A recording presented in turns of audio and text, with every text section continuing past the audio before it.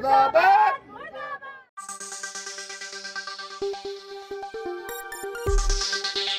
अंदाज बदला है ना बदले हैं हम। खबरों में सच्चा रखते हैं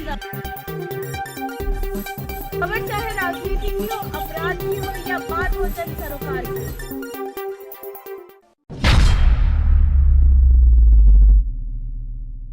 आरपीसी सदस्य बाबूलाल कटारा को अधिकारी निवास स्थान पर एसओजी द्वारा गिरफ्तार किया गया है, जिसकी सूचना मिलते ही विधायक वासुदेव नानी सहित भाजपा पदाधिकारी के साथ बाबूलाल कटारा के सरकारी निवास स्थान पर पहुंचे और विरोध प्रदर्शन किया। विधायक देवनानी ने पेपर लीक मामले में सरकार को जमकर घेरा और कई गंभीर आरोप भी लगाए हैं। देवनानी ने कहा कि ये तो नीचे के लोग हैं, इस पूरे मामले के अंदर आरपीसी का प्रत्येक व्यक्ति शक के दायरे में है। जिस तरह से पेपर आउट हुआ है और सदस्य का नाम सामने आ सकता है। अगर इसकी जांच निष्पक्ष तरीके से की जाए तो आरपीसी के अध्यक्ष का नाम भी उजागर हो सकता है।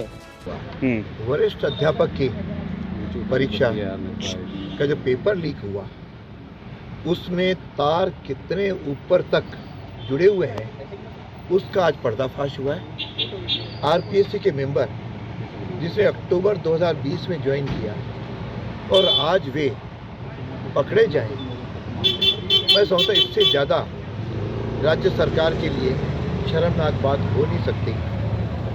इनके ज़माने में 17 पेपर लीक हो चुके हैं, लेकिन किसी को पकड़ना तो दूर रहा, केवल चुपड़ी बातें करते रहे।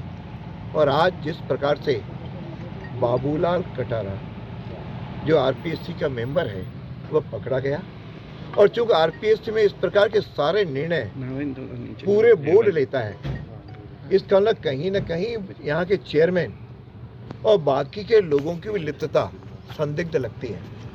अतः मैं मांग करूँगा कि तुरंत आरपीएससी के चेयरमैन को अपने पद से त्यागपत्र देना चाहिए या उनसे इस्तीफा लेना चाहिए, और साथ में 2020 से लेकर के आज तक जितनी परीक्षाएं आरपीएससी के द्वारा हुई हैं, उन सब की भी निष्पक्ष जांच उच्च स्तर पर या हाई कोर्ट के न्यायाधीश के स्तर पर की जानी चाहिए, ताकि ऐसा न हो कि कहीं बाकी परीक्षाओं में भी इस प्रकार की लिप्तता रही हो कि इससे लाखों बच्चों के जीवन के साथ खिलवाड़ हुआ है। आरपीएससी की प्रक्रिया की अगर हम बात करते हैं तो ये बहुत स्पष्ट है कि किसी भी आयोग सदस्य के पास ये अधिकार नहीं होता कि उसकी पहुंच पेपर तक हो।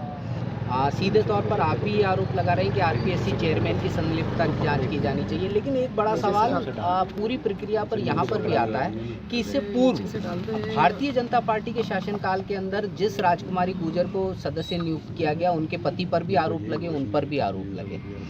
उससे पहले हबीब खान गौरान का मामला भी सामने आया। तो आपको लगता है कि जो सदस्यों के चयन की प्रक्रिया है उस पर भी ध्यान देने की जरूरत है?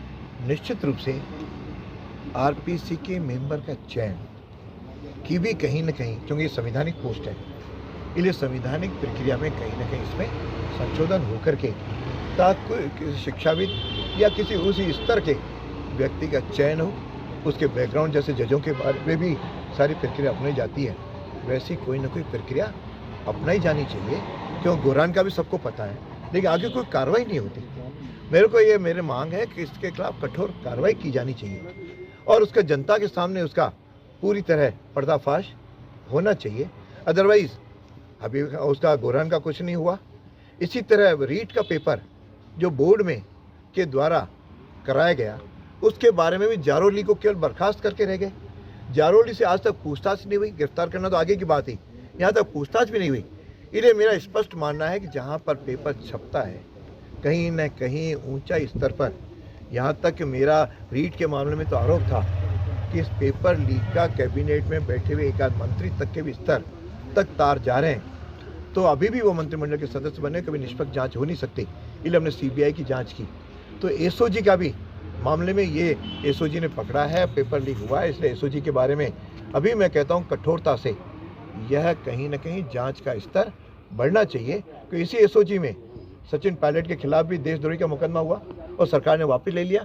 इसलिए कहीं न कहीं पॉलिटिकल दबाव में कई चीज़ें होती हैं, इसलिए वह पॉलिटिकल दबाव न हो, एक संवैधानिक पद पर बैठे हुए व्यक्तियों का चयन भी ठीक ढंग से हो। और अभी जैसे मैंने कहा पेपर की पहुँच नहीं होती, इस कारण पेपर कहीं ना कहीं आरपीएससी के चेयरमैन के बिना ये पेपर नीचे मेंबर्स तक नहीं जाता। तो किस सदस्य के माध्यम से गया है, किस चेयरमैन के माध्यम से गया है, इस पूरे ही प्रकरण की निष्पक्ष हाई कोर्ट या सुप्रीम कोर्ट के जज के द्वारा की जानी चाहिए, तब दूध का दूध पानी का पानी।